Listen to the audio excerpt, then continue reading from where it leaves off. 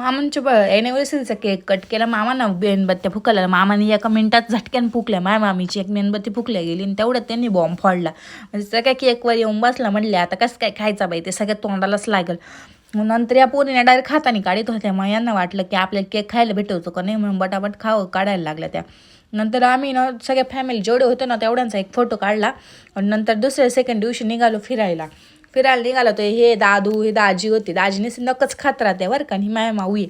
आणि माझ्या बहिणी पाक एवढी जाडी झाली, नुसती चालतीच. पहिले किती बारीक पटक होती ना, आता मग मसडीवाणी झाली.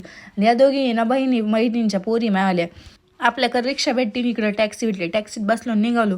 आम्ही गेलो होतो राणीच्या बागेत. बापरे एवढी गर्दी होती का विचारूच नका. आपलं बरं आहे गावचं ठिकाण बरं का, इथं लय गर्दी राहते. बहिणीच्या 2 पोरी घेऊन आणि तिच्या हाताला धरून घेऊन चालली होती. आणि ही मामाची पोरी, सगळे मामाच्याच पोरी आहे. फक्त माझ्या बहिणीच एक वेगळी त्याच्यात. हा भाऊ आहे.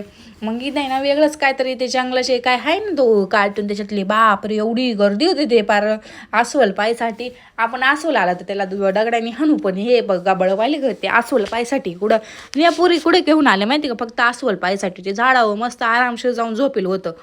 म्हटले बरे आराम करतोय बाबा ना, आम्ही तुला पाहिलं एवढ्या गर्दी होती. त्यांनी हे हारणं बसले होते. बाय ग हे विचित्र प्राणी काय होतं काय माहिती का, पाणी तरंगत होतं.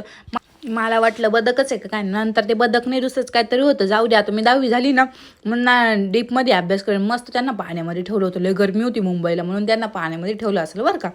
मग ते लोक आहे ना सेक्युरिटी गार्डवाले नुसते हुसकत. कोमल बोडकेला फॉलो करा आणि सबस्क्राईब करा बरं का. कमेंटमध्ये सांगायला विसरू नका कसा वाटला व्हिडिओ. थँक्यू.